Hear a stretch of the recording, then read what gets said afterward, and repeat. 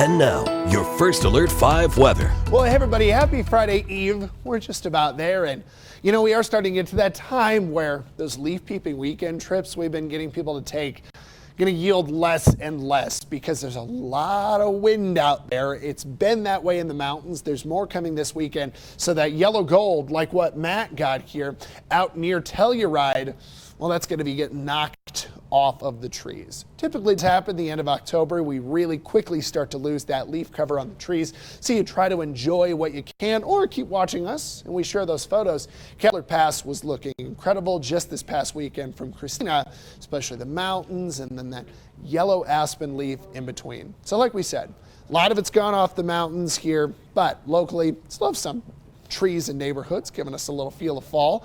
Temperatures right now actually feel, I would say, a bit closer to the end of September than more of an October day.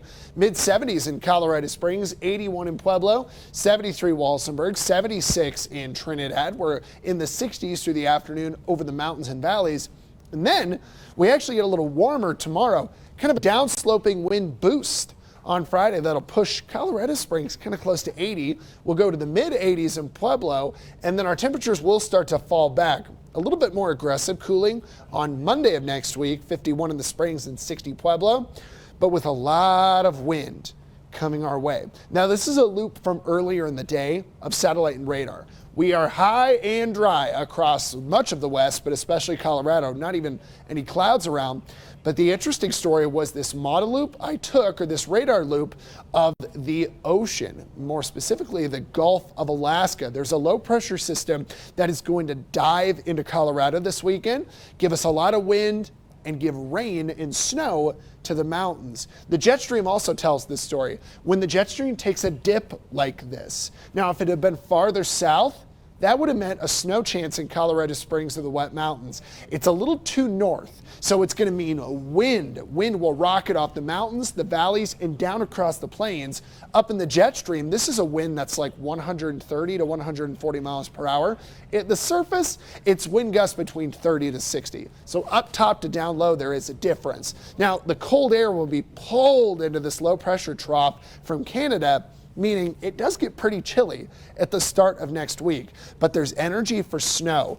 A little too early to tell how much, but most of the accumulation will be out west, and this is a boost for the ski areas. It could be anywhere from about 1 to 4 inches at all of those bases. So we'll see. Still trying to get to an October open at Loveland, A-Basin, and parts of Keystone. Our Sunday forecast is kind of the big breakout day in our Super 7 day. Locally, 30 to 40 mile per hour gusts. We could have some snow showers or flurries in the foothills and Monument, although that's not a very good looking chance. The ski areas have the best chance for accumulation. It just looks really cool through next week. Pueblo, gorgeous to the start of the weekend. We've got a higher impact scale on Sunday, 3 because the gusts could be in the 40 to 50 mile per range. In Canyon City, we could also be seeing on Sunday 40 to 50 mile per hour wind gusts, which is impactful. In Woodland Park, there is a small chance of snow showers Sunday, but the wind and the cooler air are still some of the dominating stories.